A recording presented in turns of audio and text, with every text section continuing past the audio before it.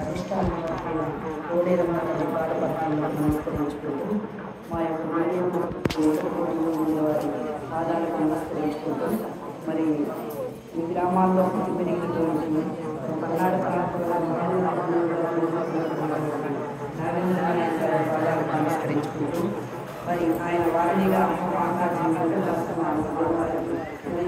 నమస్కారాలు తెలుపుకుంటూ మరి ఈ గ్రామానికి రావడానికి ఆహ్వానం మేరకు మరి మాతో పాటు వచ్చిన మా సోదరులు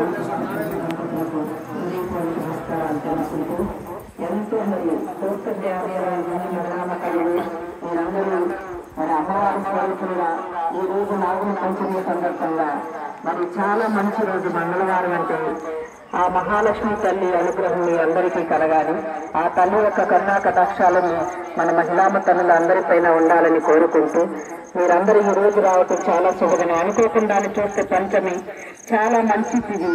శ్రావణ మాసం అంటే ఒక్కొక్క నెలలో ఒక్కొక్క స్వామిని ఆరాధించినట్లుగా ఈ మాసంలో అమ్మవారి కరుణ ఆమె ఎప్పుడు ఎంతో వైభవంగా కళ్ళు తెరుచుకొని గ్రామం వైపు భక్తుల వైపు చూస్తూ ఉంటుంది. అలాంటి మంచి రోజున మనం అందరం కలవటం, మీతో పాటు కూడా మరి మేమందరం ఈ కార్యక్రమంలో పాల్గొని జరుపుకోవటం నాకు కూడా, ఎందుకంటే ఇంటి దగ్గర దీపం వెలిగించలేదనే బాధ కలిగింది. మళ్ళీ ఎక్కడైనా అమ్మవారి సన్నిధిలో ఉన్నాను. మరి నిన్నటి నుంచి గురు పెద్దలు కానీ గ్రామస్తులు కానీ అందరి ముఖాల్లో ఎవరిలో కూడా ఎదురు కావట్లేదు. అందరూ మంచి భావన మంచి కార్యక్రమం జరిపించుకున్నామని ఆనందం ఈ ముఖాల్లో చూస్తుంటే నిజంగా మేము వచ్చినటువంటి సాధన అనిపించింది.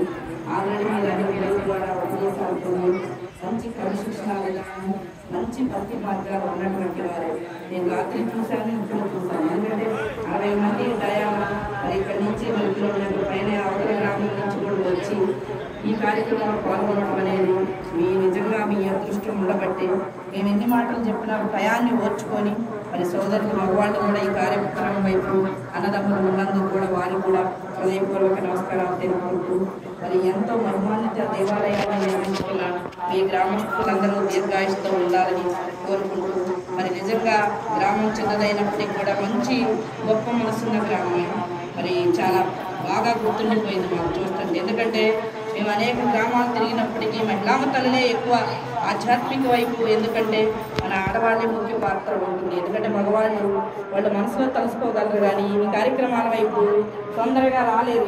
ఎందుకంటే తిరిగి చూస్తుంటే గత ఇన్నేళ్ళుగా కూడా మహిళామ తల్లినే ముందుకున్నారు. మగవాళ్ళు కొద్దిగా మనసులో తలుసుకుంటూ వాళ్ళ కుటుంబ బాధ్యతలు అనేక ఉంటాయి, మనకి ఉంటాయి. కానీ భక్తి భావాలు అనేది ఆడవాళ్ళకే ఎక్కువ ఉంటాయి. కాబట్టి మీరందరూ ఇంకా భక్తి భావాలు పెంచుకొని మంచి సంప్రదాయ భావంతో ప్రేమతత్వంతో ముఖ్యంగా భక్తి భావంతో పాటు మానవత్వాన్ని కూడా పెంచుకుంటూ సాటి మనిషికి సహాయం చేసే గుణాన్ని మీరందరూ 10ంతలుగా పెంచుకొని కుటుంబానికి ఉపయోగపడాలి. మనం చేసేది ఈరోజు ఇక్కడికి వచ్చాను, నేను మీకోసం రాలేదు.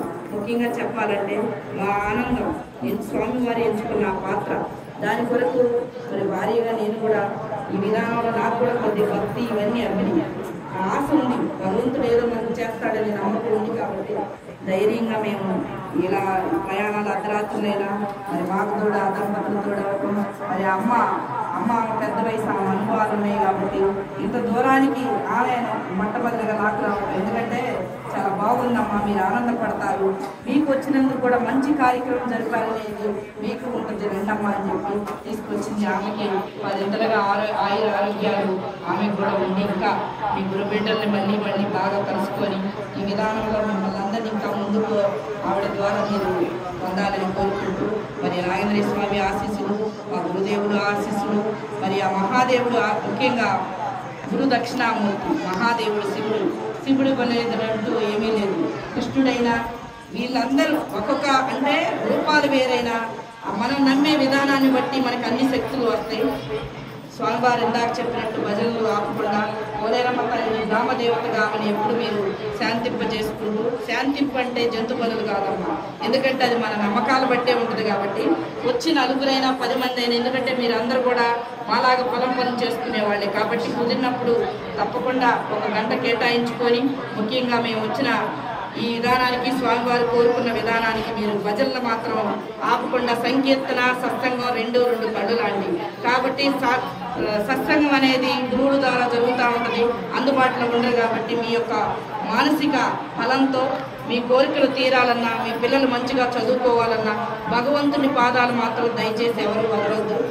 మీకు ముందు సమాజాన్ని ఉద్ధరించాలనే కాంక్ష తర్వాత పెరిగిద్ది, అది వేరే విషయం. కానీ ముందు మనం భూమిపై నిలబడి, మనకు అనేక శక్తులు ఉన్నాయి. భగవంతుడు మనం ఏది కోరుకున్నా ఇచ్చేటువంటి దైవాలు మన పురాణాల ప్రకారం కానీ, మన మహాభారత సారాంశం కానీ, నువ్వేది కోరితే అది తప్పిస్తే ఖచ్చితంగా జరుగుతుంది. కాబట్టి మీరందరూ మీ పిల్లల్ని, ముఖ్యంగా ఏంటంటే నేను పాల్గొన్న ప్రతి దాంట్లో చెప్పేది ఏంటంటే, చిన్న వయసు వాళ్ళ పిల్లల్ని మంచి క్రమశిక్షణ ఎక్కడి నుంచి వస్తుందంటే తల్లిదండ్రుల వల్లే వస్తుంది. మనం ఏం చేస్తామో ఖచ్చితంగా పిల్లలది, తల్లిదండ్రులు ఏం చేస్తుంది పిల్లలకు మంచి భావన వస్తుంది.